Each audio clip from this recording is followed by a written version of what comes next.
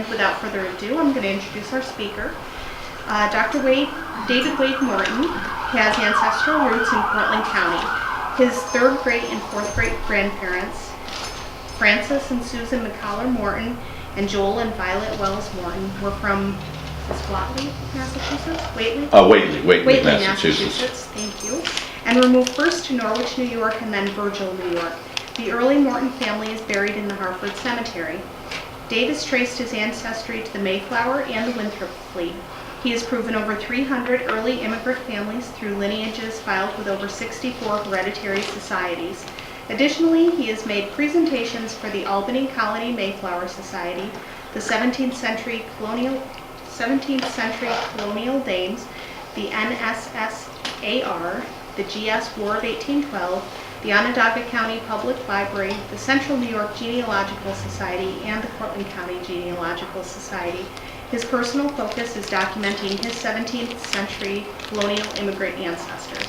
I'm glad to welcome Dr. David Wade Morton. Thank you. I just want to give a little more background, a personal note. And by the way, my slides are personal. It's not going to be the women did this and they were treated this way. It's going to be identifying some of the women and talking about their story.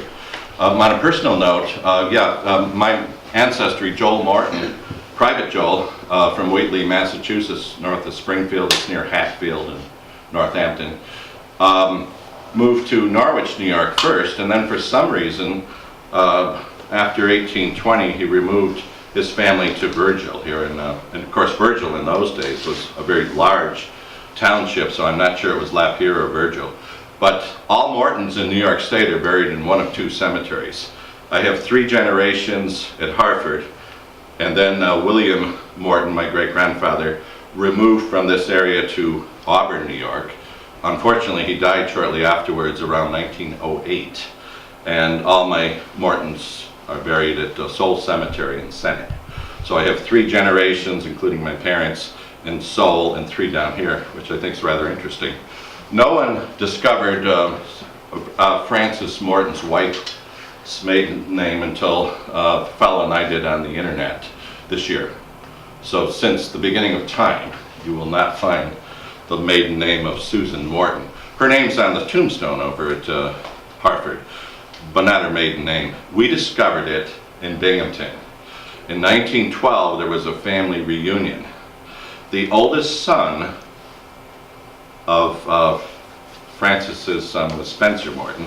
The oldest son of Spencer discovered it in a newspaper article in the Binghamton City newspaper, and it was 1912, and it said the descendants of Francis and Susan McCollar.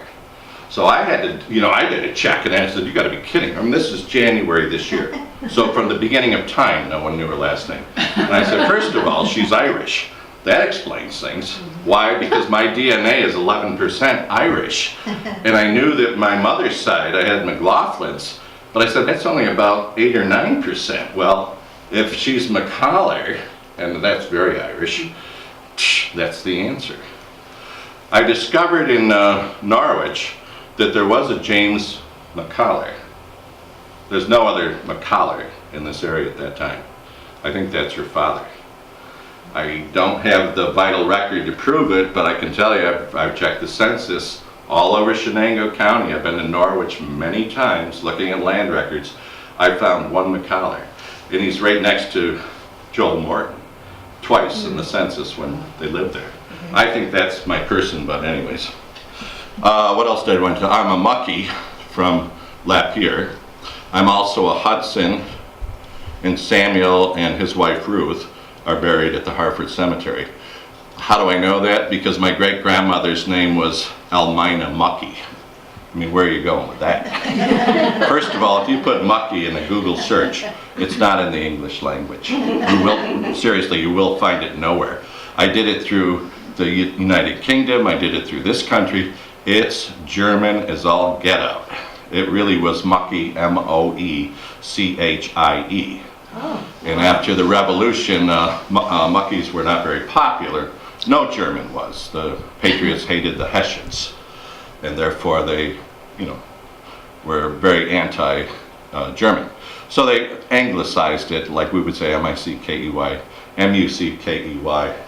And John Muckey, my great two-grandfather, is buried at Harfordville Cemetery. I think his wife is, but I can't prove it. Him, I can't have his death certificate.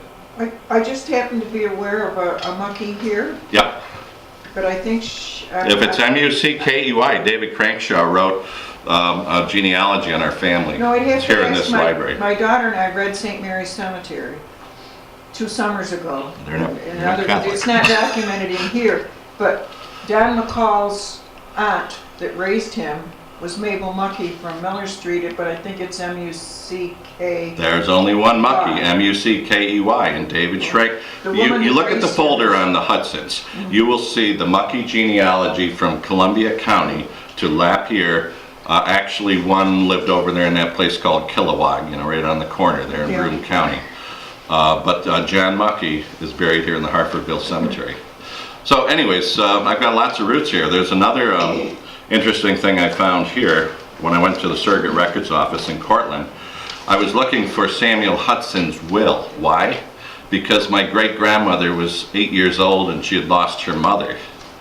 Elmina Muckey was listed on almost every page of that 21-page document.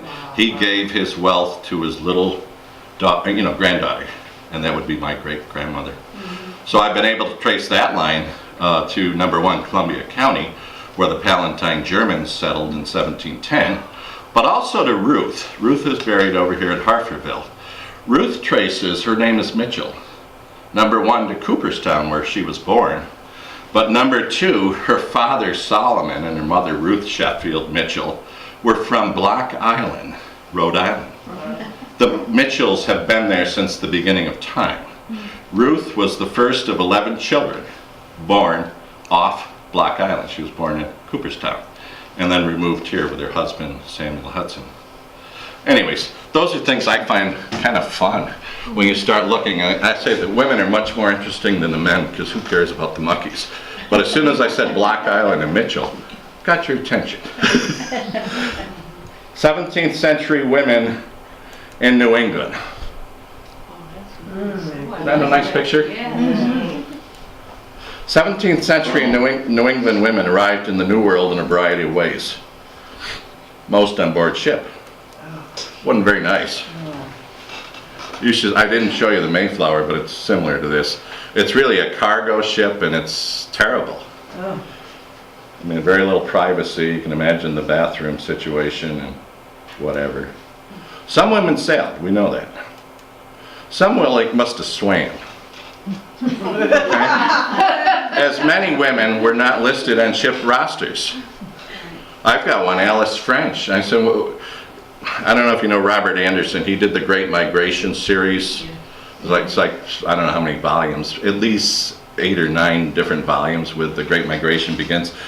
He'll say, unless they were, listed in the Boston Church in 1630, I'm sorry, they didn't exist. And I said, well, how'd she get here? Must have swam. Some came with their husbands, which was quite nice, and many of the husbands were quite nice. I would say probably the majority that I've studied. There were some real awful guys, but most of them were nice. Some came alone. Here's some examples of those that came alone. Christian Penn, and by the way, I descend from most of these people, but I tried to put some that I'm not. I'm a very close descendant of Christian Penn. In 1623, she was part of the Plymouth, this is the Pilgrims, the Plymouth Land Division. She received 1 acre as a passenger on the third Pilgrim ship, which was called the Anne in 1623. Within a year or 2 after her arrival, she married Francis Eaton, who I descend from. He was on the Mayflower. And after his death, she married Francis Billington, who was also on the Mayflower. Christian Penn, and this is, this is why I study this stuff.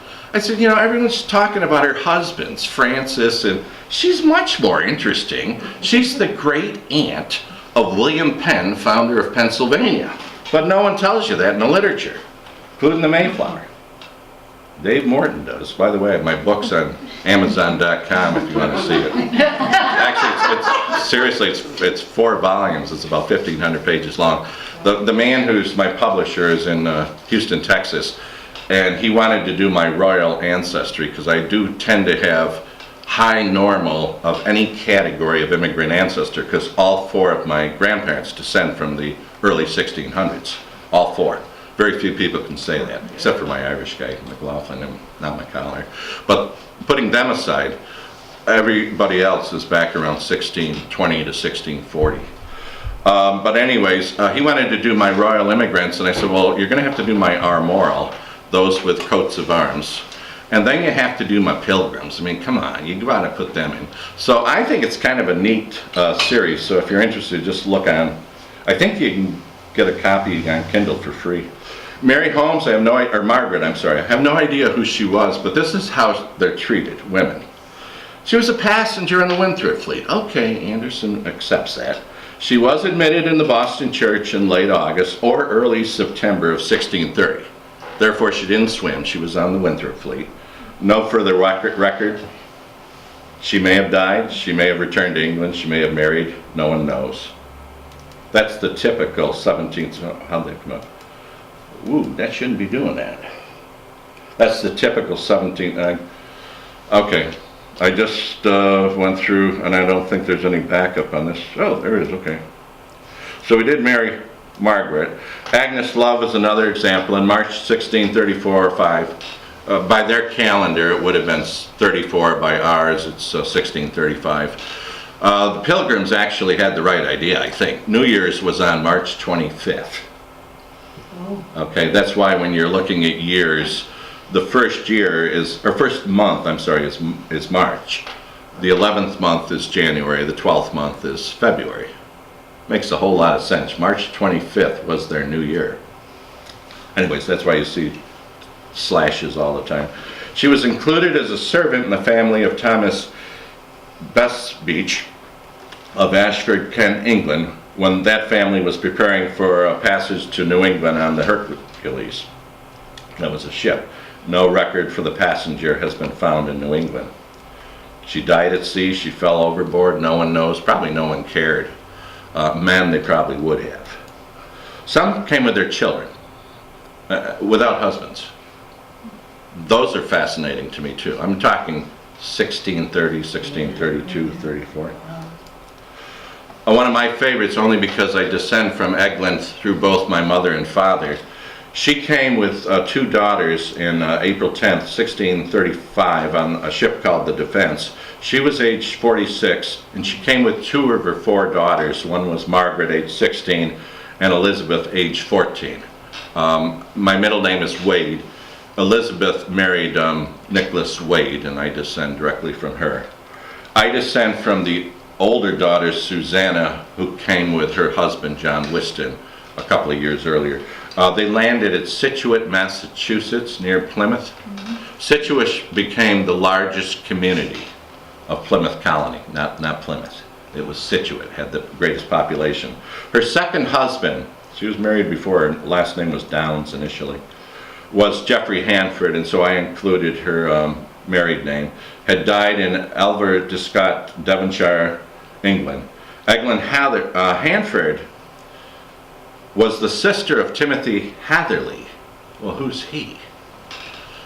Have you ever heard of the adventurers with the Mayflower? They were the stockholders. They're the ones with the money. He was an adventurer. He was a stockholder in England that sponsored the Mayflower voyage. And no kidding, when you read the research, he was the only nice one. And he came over and he had his sister, so he was there to meet his sister.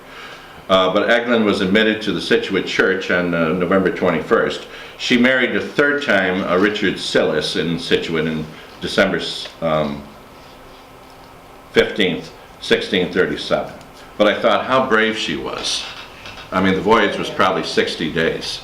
To come with herself and a 16-year-old daughter and a 14-year-old daughter in a ship with all men, and that kind of situation I showed you where there's no privacy.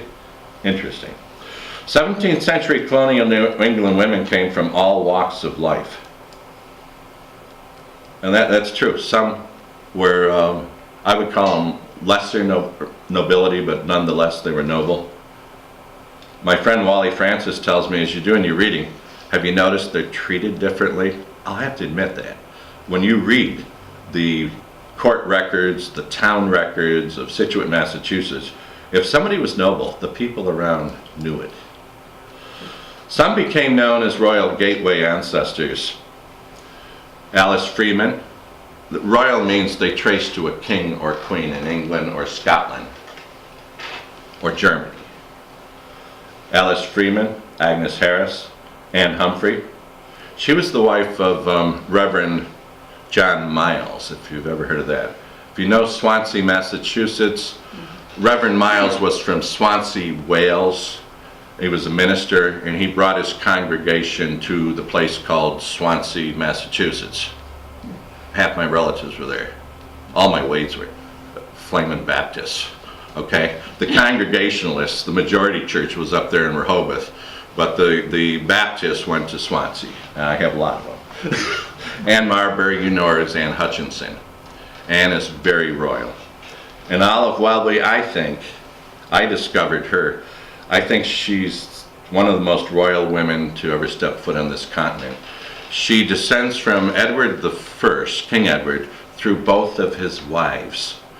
Through her mother, that's through the Welby line, through her mother she descends from Sir William Longspee, which maybe you've heard, and Henry II. She also descends from 14 of the barons of the Magna Carta.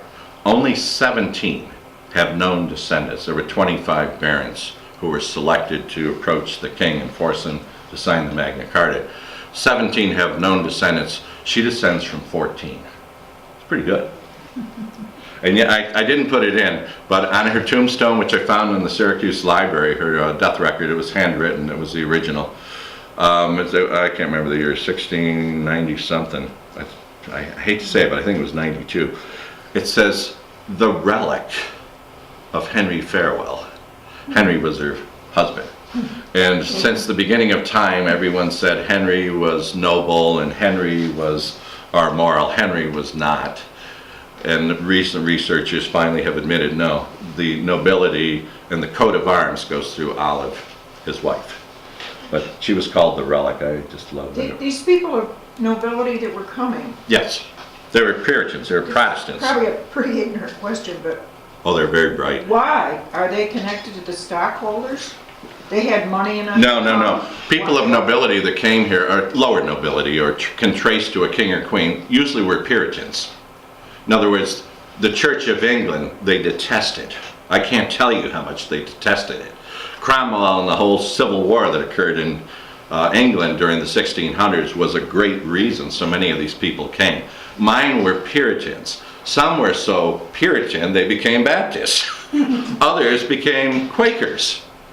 Others, you know, they called them Congregationalists. William Brewster, for example, was a congregation. It just meant we're making a church among our congregation or ourselves.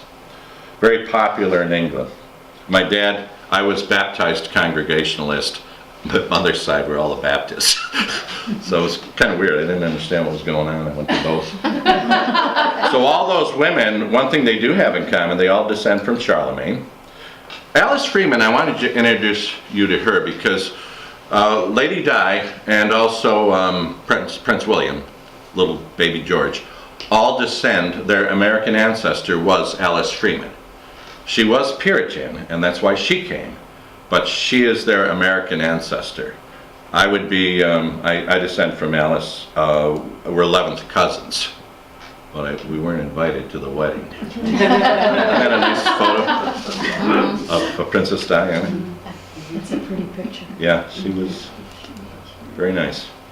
Some were armorial, having coats of arms and family seals and crests, and I've just given you 5 other women. I happen to descend from all 5. I have 32 that I trace to our moral ancestry, and in that book I mentioned, it's all color. I couldn't believe we finally got it in color at the end. So all the shields and things that I'll show you in just a moment show up in color in that book. I kind of like that. Rachel DeForest was the wife of Dr. Johann de la Montagne, who was vice director of New Amsterdam. In other words, he was Peter Stuyvesant's second in command. Sarah Elwyn, lots been written on her European ancestry. Anne Fiske, another one. Frances Latham is called the mother of governors. I descend from her first husband, what was his name? Dungan, I forgot, I think it's William Dungan. I descend through Barbara. But she married Jeremy Clark before she came here, and Jeremy became governor of Rhode Island, and his sons and descendants became governors. So she's called the mother of governors. Anne Lawrence is an interesting one. I'll show you her in just a moment. Oops, I don't like that. But this is what I mean by coats of arms. And a couple of these people, we can prove it by land records because they use the family seal. Also, especially, not just men, but women were treated differently. You'll see that in just a moment. Just a little bit. Anne Lawrence, I wanted just to highlight her because she's one of my favorites. She arrived in the New World in 1638 at Hingham. That's up on Boston Bay. With her husband, the very Reverend Robert Peck. I have 4 lines of descent through the Pecks, through my Wade line, which went to Tioga County, Newark Valley. They remained here until the Long Parliament, or until the persecutions in England ended. It's like only 3 years. They returned to England with their son Joseph, October 27, 1641. So they lived here 3 years, but the congregation back in England was begging the Reverend Robert to return. He detested the bishops and the Church of England, you can imagine, being a pilgrim, or a Puritan, I'm sorry. Their daughter's kind of interesting, Anne Peck. She remained. Think about that. Mom and Dad and my brother are leaving. They're going back home, where I could go. And I'm staying. Captain John Mason, this was his second wife. Captain John, we know today, there's a statue of him in Windsor, Connecticut. The Pequot War of 1636-7. How many have heard of the Pequots? Yeah. How many have heard of the Foxwood Gambling Casino? Oh, yeah. Pequots. That's where they came from. Well, he destroyed the Indians, he thought, way back then. But she stayed, and I descend from their daughter, Ann Mason. They were all pilgrims, and that's what I would call them. I don't care, I'm governor of the Albany Colony Society of Mayflower. Like, I'm up for election. I hope they find somebody else Saturday. But anyways, they put me on the ballot. And they want me to do a presentation. You know what I'm doing? How to join other hereditary societies. Yeah. Somebody asked me if we do it, and I said, I don't know if the officers want it. This is the Mayflower. But I'll tell you, there's no way to recognize Anne Lawrence. There's no way to recognize Christian Penn, who was on a different ship. That's why I started looking elsewhere. If I can't get them through the Mayflower, I'm going to see if I can have some of these approved. I've had pretty close to 275 lineage paper approvals, which each one, as you know, is like doing income tax. It's awful, awful. 90% of it's format, very little substance. In other words, I got all the legal documents, I got all the land records, probates, wills, vital records, but it's always format. My document's different than everyone else's, you know. That's what I find.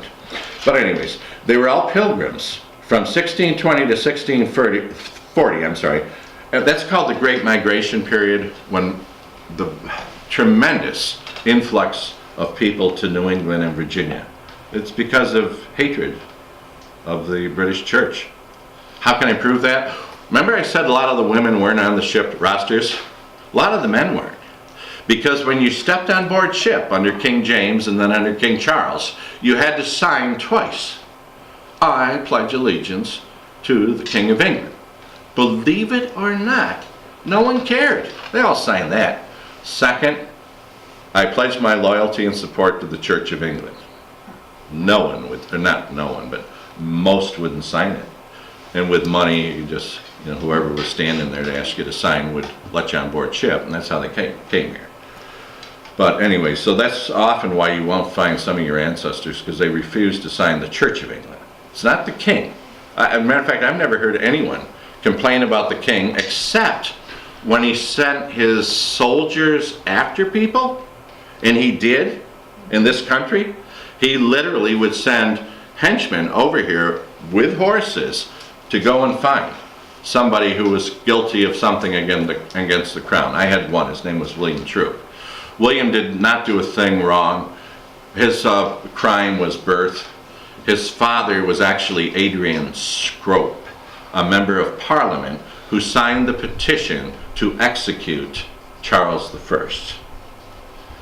When Charles II came to power after Cromwell, he went after all nobility who signed that petition to kill his father. So my ancestor Adrian was hanged, drawn, and quartered in England. And so the family said, Adrian Jr., get out. And so when he did, he actually went to Cape Cod, which is smart. You go to Boston, everyone will know. In those days, no one knew how to get to Cape Cod. So he went to Cape Cod and changed his name to William Troop. But the king did send soldiers looking for Adrian Scrope Jr. They knew he was here, but he never was caught. Although he never talked about it either. But think of what these women did. They left their loved ones behind, whether it was aunt, uncle, some with parents, leaving their homes and most of what they owned, leaving their cities, villages, neighbors, friends, and churches behind. And church was very important.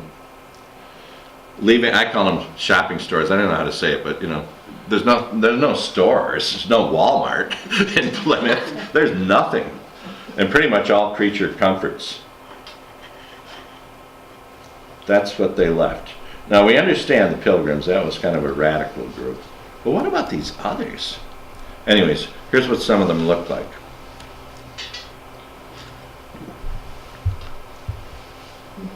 I thought that was a neat picture. It is, yeah. I got a man in there, that's all right.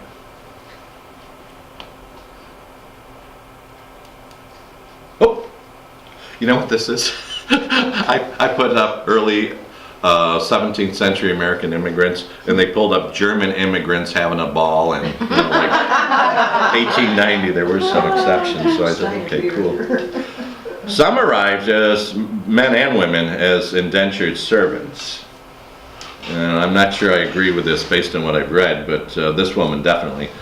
Always exploited, often brutalized, indentured servants were slaves without shackles. Liz Wiley, here finds a moment of rest.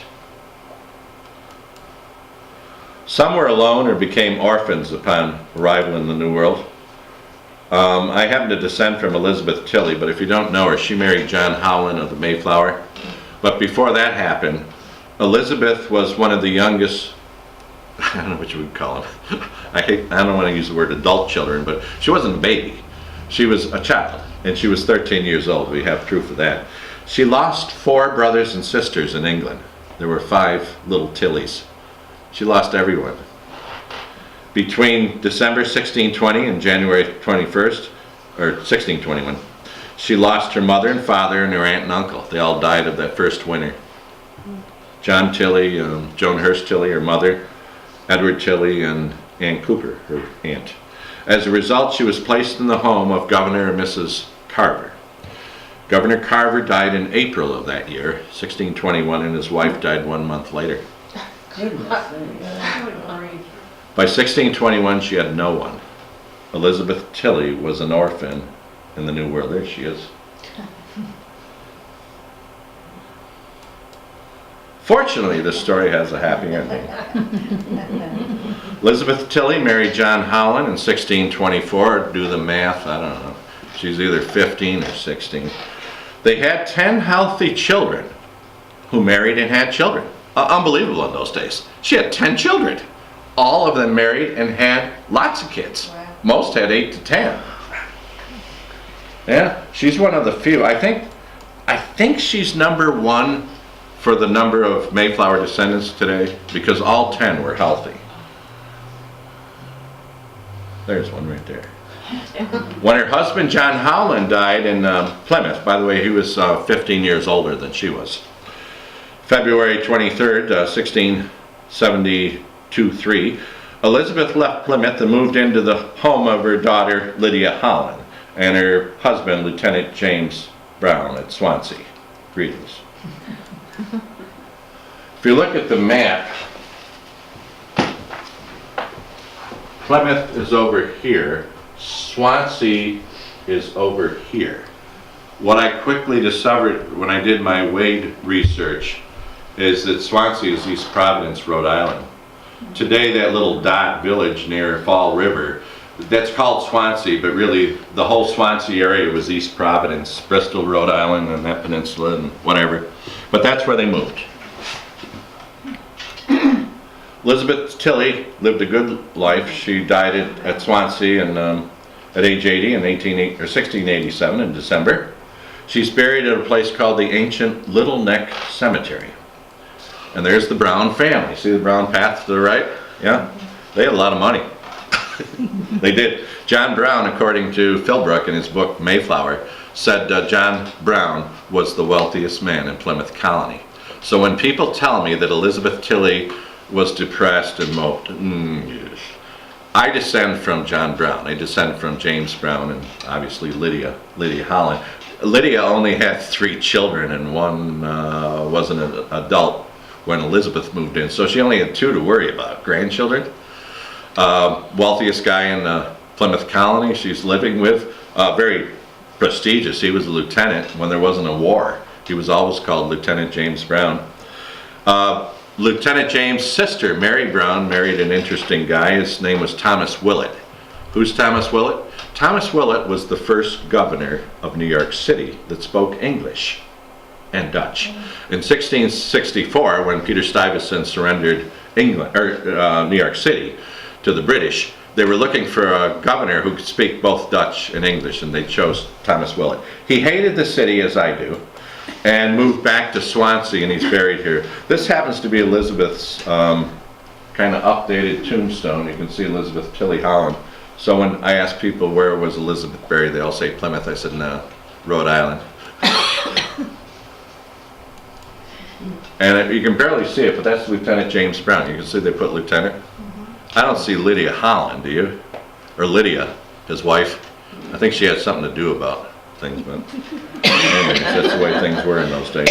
Believe it or not, some women were proprietors, and I just have a certificate I didn't put on here. It just came Monday, I think it was. Widow Walker, I love her. She shows up on all historical and vital records as Widow Walker. We don't know her first name, we don't know her maiden name. We don't know her husband's first name. We know the last name was Walker. Widow Walker went to Rehoboth, now Rumford, East Providence, Rhode Island, with the very Reverend Samuel Newman, 1643. Widow Walker is listed in the Rehoboth Vital Records as a 1643 Seekonk proprietor or planner. East Providence was called Seekonk, and then it was called Rehoboth because Samuel Newman called it Rehoboth and whatever. Same place. All records disappear for the Widow Walker in 1646. We don't know what happened. Died, went back to England, married, I doubt it. She may have been the sister of who I just showed you, Lieutenant James Brown, would have been his aunt, and therefore the aunt of Lieutenant James. That's correct. Her legal name found in all records is Widow Walker. That's the way women were treated. Oh, I just showed you that one. There it is, East Providence. That's where we're. Rehoboth. Yeah. The only thing you might want to see here is Providence, Rhode Island. That's kind of showing a show, but you can see where it's right next to the city of Providence today.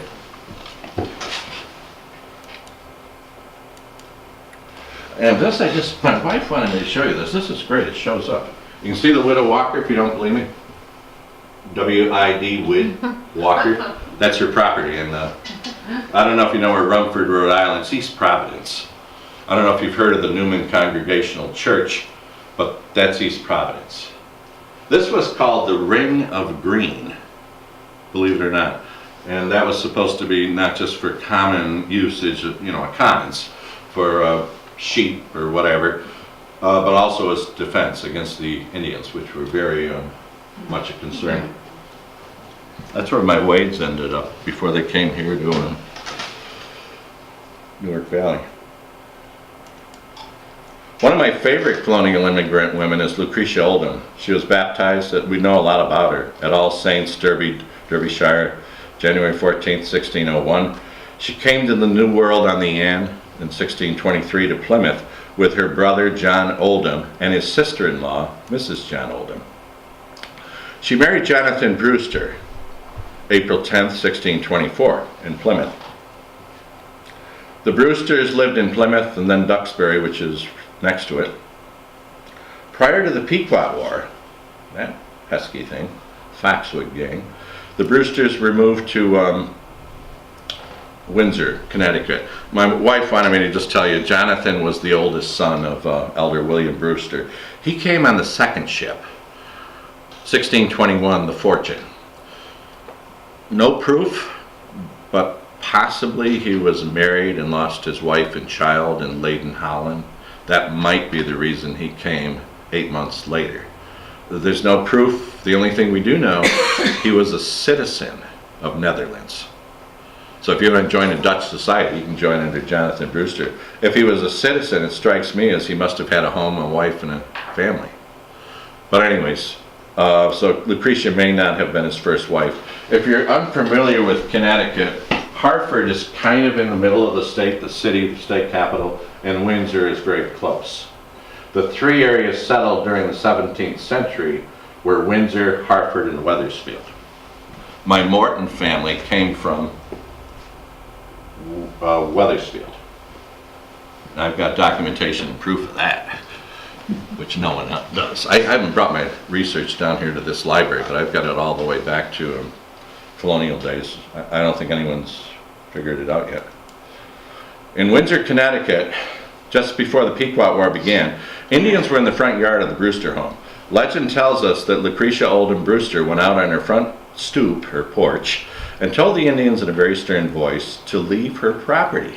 And they did. I mean, they were, there she is in the house getting ready. And there's who came on her front porch, I guess. Mrs. Lucretia Oldham Brewster was evidently a woman of note and respectability. After all, she was the wife of Jonathan.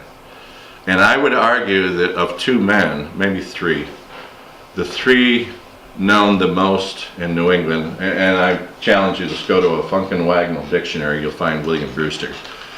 The three most important people in the 17th century were probably Roger Williams of Rhode Island, John Winthrop of Boston, and William Brewster. William Brewster. She was treated very nicely. He was too. The Indians loved the Brewsters. Oh, they loved them. Their final resting place, their final home, was where the Mohegan Sun is, given to them by the Indians in those days. She was evidently important. She was always prefixed with the honor of Mrs. or Mistress, and is usually presented in view in some useful capacity, an attendant upon the sick and dying as a nurse, doctress or midwife. The other thing, the legal stuff, she's also a witness to wills in those days, which was very uncommon in the 1600s. By the 1700s, you will find some women. Not in the 1600s. She was on a lot of them and other important transactions. She may have been noble, there's no proof, but she certainly was viewed as special. But we all know not all women were. Oh, there she is. Now, are these real pictures of her? No. Saying that. I didn't think so, but Well, I have to put something in there to make it move along. Lucretia Oldham Brewster. By the way, I always use the maiden names because I think those are so important. After the Pequot War, they removed to Preston, which is where Norwich, Connecticut is, or the Mohegan Sun. She died in 1671 in Preston. She's buried with her husband, Jonathan. Oh, there it is. Mohegan Sun. What's this have to do with the Brewsters? Preston, you can see, is very close to New London and Norwich.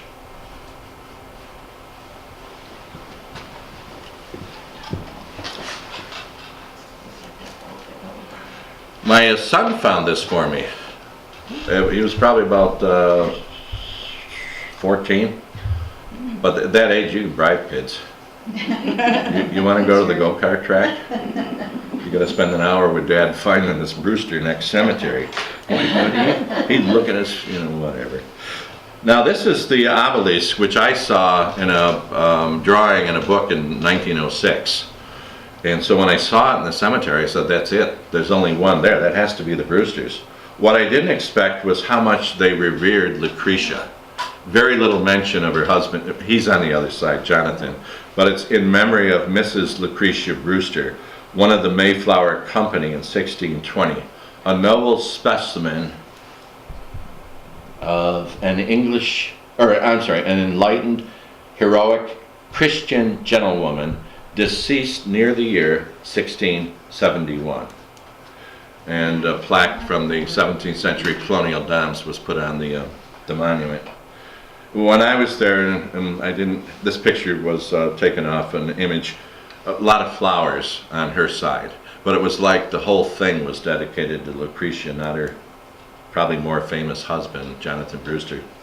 Some women became inspirational leaders, and I tell you her maiden name was Anne Marbury. She migrated from Alfred, Lincolnshire, England with her husband, William Hutchinson, in 1634 on the Griffin. Governor John Winthrop reported that many from Boston who were of Mrs. Hutchinson's judgment removed to Portsmouth, Rhode Island, 1638. Anyone who's trying to get away from things in those days went to Rhode Island with my old ancestor, Roger Williams. I descend from everybody, so it doesn't matter. She was tried for sedition and was exiled from Boston. In other words, she was ostracized. If you come back, we'll kill you, or whip you, or something. She lived in Rhode Island for a time in Portsmouth, and then removed to New Netherland upon the advice of Reverend Roger Williams. The reason Williams said that was he said, Winthrop's going to accuse you of witchcraft and hang you. The soldiers are on their way. Maybe you ought to leave. So the only place to find refuge in the New World in those days was in Amsterdam. Unfortunately, somebody forgot to tell them the Dutch in New York City were at war with every Indian around Westchester and New Jersey, every one of them. And when Kiev was the governor at the time, he had the war, he knew she'd be dead in a year. So he gave her property in Westchester County, which was considered remote in those days. Seeking refuge, she and most of her family, not everyone, but most were killed by the Indians in 1643. A place called Pelham Bay.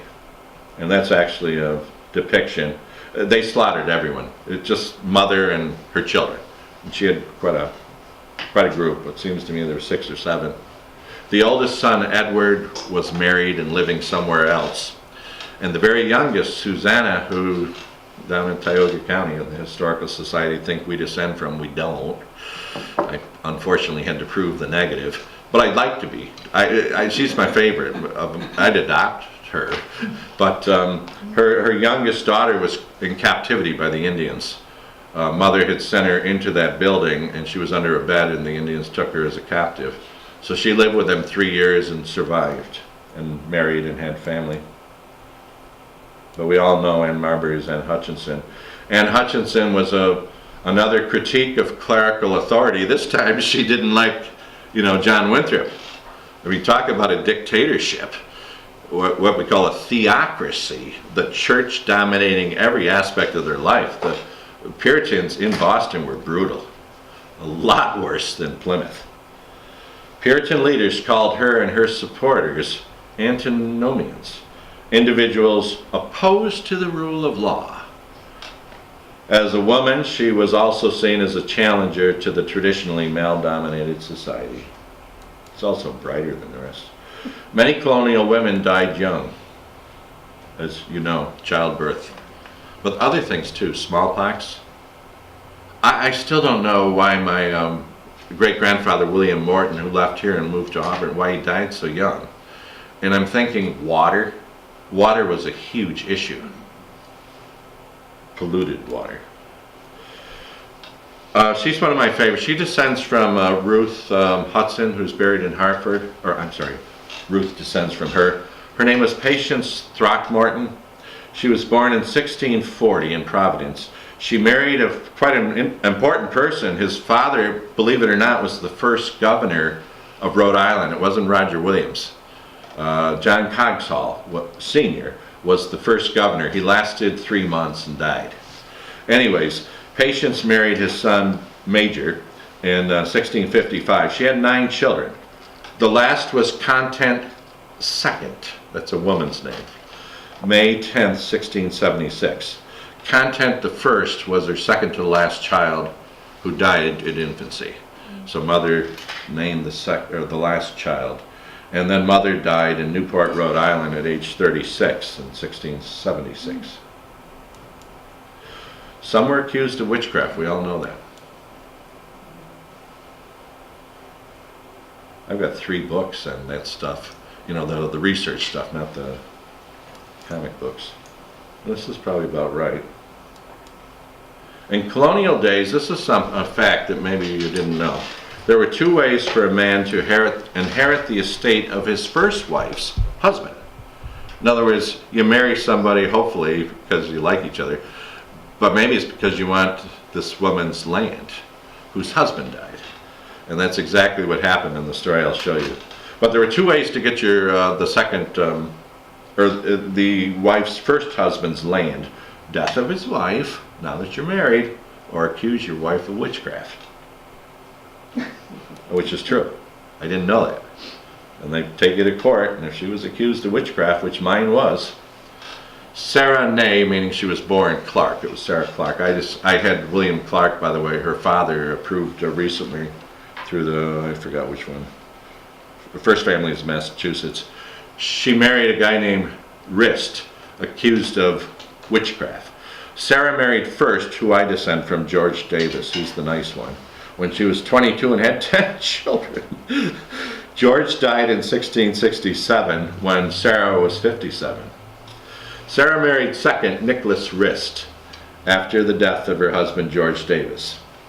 On May 26, 1692, the legal records tell us Sarah was accused of witchcraft by Mary Marshall, Mary Woolcott, and Ann Putnam. Mary Marshall was her stepniece. On May 28th, an arrest warrant was issued for Sarah, and she was arrested May 31st, 1692. Sarah Clark Davis Rist was accused, arrested, and imprisoned in the famous Salem witchcraft delusion of 1692.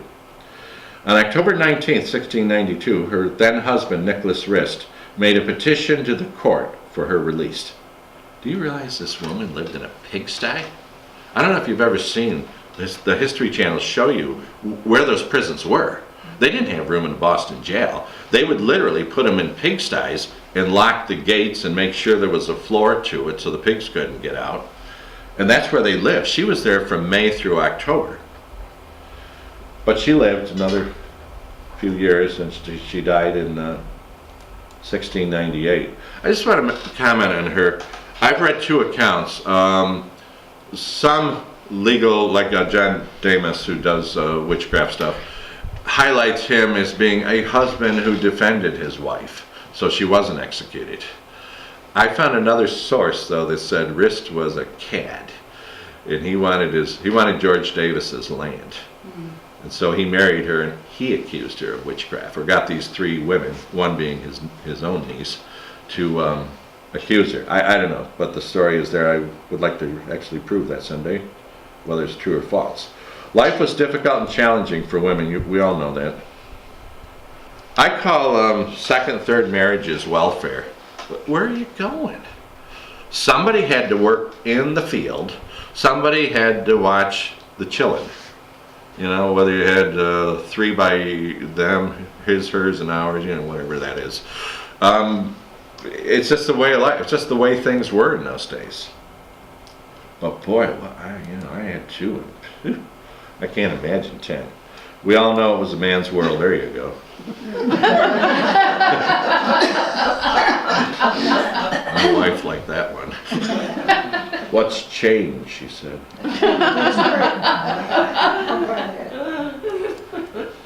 Oops, I don't want to do that. I want to go forward.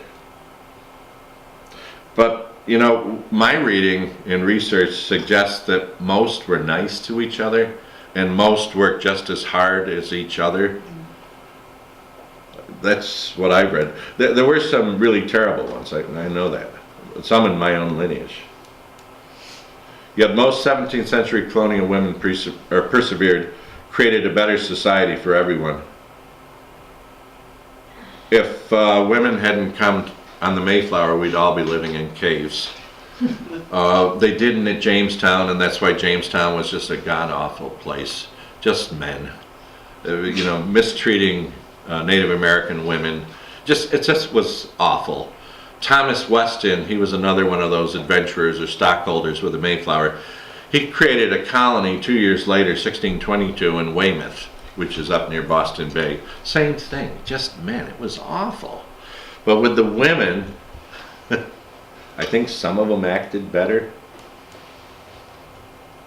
And obviously, the world revolves around both of us, men and women. As we end our time in the 17th century, here's a way to learn more about your colonial ancestors. Consider joining one of these hereditary societies. They're male dominated, we all know that. I mean, I was introduced with the War of 1812, all men. Mayflower used to be all men until 2011 when they finally joined the 21st century, that there were women on board ship. But prior to that, it was only, you could only join the Mayflower through men. 95% of societies are male dominated. But some I've been very successful with, remember, there are a lot of royal women. So the Order of the Crown of Charlemagne's not a bad idea. And many had their coats of arms, not the men. Join the Order of Americans of Armorial Ancestry. Another one I'm submitting to women, they're mothers of two men I had approved, I think 2 years ago. William Gull and another guy named, Thomas Bingham. And the reason new research has come out to identify their maiden name and who their parents were in England. So I said, wait a minute, my two guys were sons. They were immigrants, but they came with mom alone, because dad died, in both cases, died in England.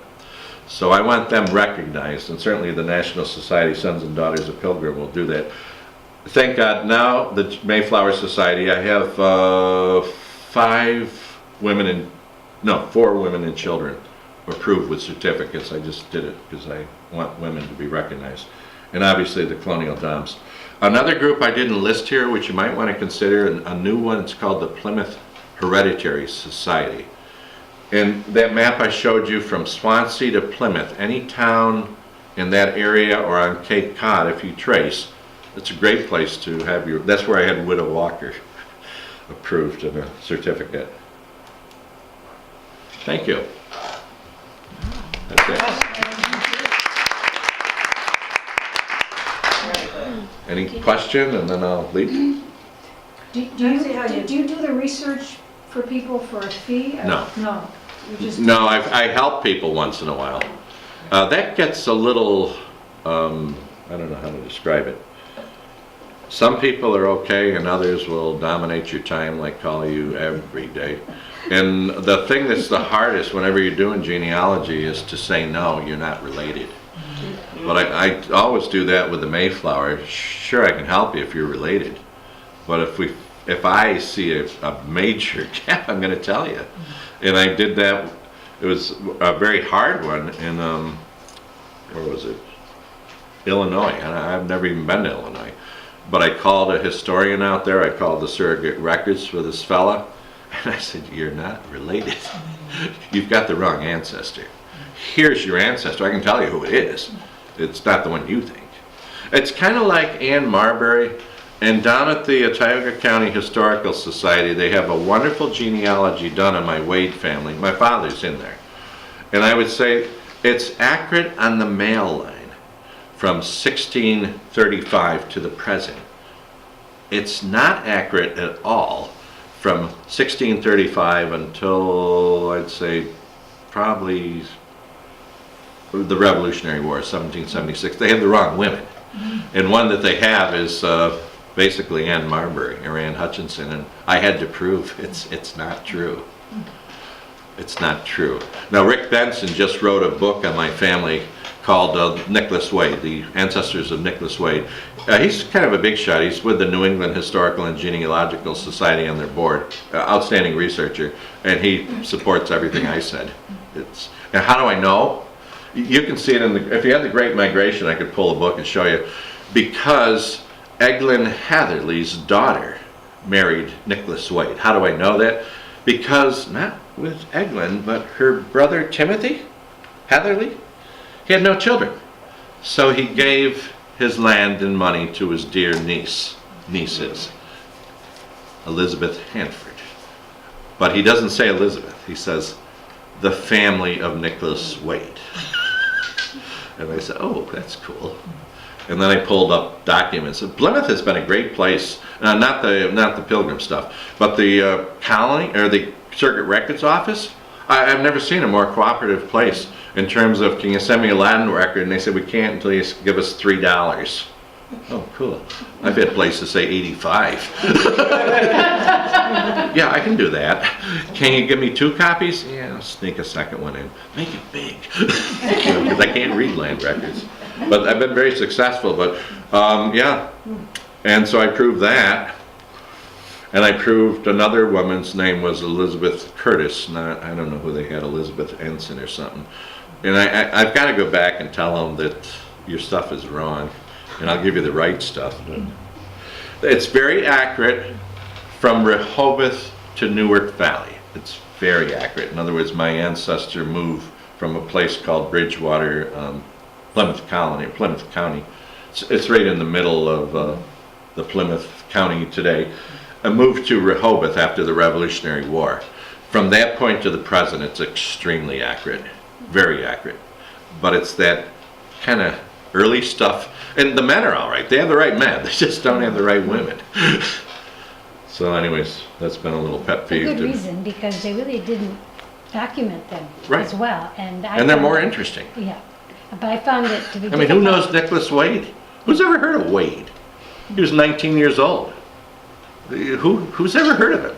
On the other hand, as soon as I start saying Timothy Hatherley's sister, and Timothy was a stockholder for the Mayflower, and Timothy's sister's name was Eglin, and she came on board ship with 2 teenage daughters, then it starts getting a little more interesting to study. But Nicholas Wade, I mean, who's he? Yeah, but there's a lot of us that don't have the ability that you had of knowing your ancestors. By the way, I didn't know a person until 2008. Because it's impossible for me to find the women's first name even, Yep. because they were listed just as wife. Right. On the census anyway. Right. No, I know. And so I'm amazed that you've got all this. Yeah, I am too. I know. What you have to do, and I have a southern friend of mine who's half Pilgrim and half Confederate. He's part of the Kentucky Colonels down there in Kentucky. But his mother was from New England, so he has some interest up here. And he says, you Yankees, you just don't use land records. He said, that's all we have in the South. Remember remember the Union Army when they went in? Yeah, they burnt places, town halls, churches, not all, but a lot of vital records were destroyed. So they try to find land records. Don't ask me how, but land records seem to be much more prominent than probates or wills, and and church records, I guess. But once I started using land records, I made a whole lot of discoveries. But that's helpful. And if you're lucky enough that it's a land record from the 1700s, it's possible that the wife signed it as a witness. Why do I say that? I found that down in, do you know where Towanda is? Mm-hmm. Yeah, being this part of the country, you might. Endless mountains. Bradford County, Pennsylvania. My Mortons, by the way, and my Wades both lived in Warren Center. In other words, the Mortons were here in Lapeer and Virgil. Next generation went to Warren, couldn't stand it, came back here. But before Spencer left, he had a wife called Julia Bowen. And Julia had 7 children. She died. So he remarried Agnes Burbick, who would be my great true grandmother. Agnes was 24 years younger. I don't know exactly when they, actually I do now, but I didn't know when they were married, but I found a land deed at Towanda that Agnes signed with Spencer, and I said, that's it, that's the year they married, and they skedaddled and moved up here to Richford, Tioga County. And that's where the Mortons landed. But by using that land deed, and I found one in 1728, in that's when I called Plymouth, and I found Ichabod Wade, and I found his real wife, Abiel, because Abiel signed it in 1728. How do I know that was the year they were married? Two outstanding researchers, I'll just mention her name, Dr. Joan Guilford. Joan is a psychiatrist, psychologist in California, and if you put her name in Google, you'll see all sorts of psychiatric journals come up of outstanding stuff. Well, she put her skills to research in her family, and she happens to be descended from Ichabod Wade, as I am. And she said the same thing. She said, I found the land record in Plymouth in 1628. We think she is Abia Caswell, who is found in the Francis Eaton Silver Book of the Mayflower Society. It says, became a member of the church in 1622. What that tells us is she now became an adult. She must be a minimum of 18 to be a member of the church in those days. So she's a member of the church, and her father died. She has nothing. She has no mother and no father. The assumption is that's the Abiel that's on the land deed of 1628 when she married Ichabod Wade. And from that point on, we know we have a body. I know where she died in Bridgewater with the Wade family. But what was I going to say? That's an interesting one, Abiel Caswell, because the Guilfords again used their psychiatric skills. And this is early computers back in the 1990s. They did a computer check of every Abiel Wade that exists in every will and every land record from 1700 to 1740 to find she's the only Abiel in that area. Wow. And therefore her last name is Caswell. And if you look at the Mayflower book, it'll say, became a member of the church, no further record. And Can you get that changed? well, yes, I'm trying to. That's probably the reason I'm running for office a second time. I shouldn't say, but I think our new general historian, I can't tell you her whole name, it's Midge. She's from Connecticut, and she's easy. Excuse me. Easier. Yes. Well, you spoke before our group, our genealogy group here Yes. 2 months ago. Right. And we were talking about our colonial ancestors, and I have a lot of the White's family and didn't pay a lot of attention to it. I mean, just because I had their name, I think is why I just decided, I got the name, it's okay. But what I've figured out is some of them didn't marry until they came here, so therefore my Right. male line is shorter than the female line. For instance, the Kingsley family. Right. And they married into the French family from Dorchester. And that brings me all the way up to my grandmother. But thank goodness for published histories. Yes. Whether they're right or wrong. Correct. You still have that information to go on. And a lot of the books that I've used are right here in the Historical Society. Yeah, this is an excellent place. Yeah, the Morton book's up there. Right. Didn't I tell you this story? That's how I found the family genealogy that was done on Joel Morton's family in 1921. Yes. My dad's the last entry. So when I found it online, there was one copy left in the entire nation. And that copy was at Riverbow Books down in Owego. So I called the owner and I said, do you have it? And he says, yeah. I said, can I buy it? Sure. So it's that's one I want to bring to this library here. I have the original that I'm thinking of putting in Boston in the New England Society, but I had the copies made that are on file now at the Syracuse Library.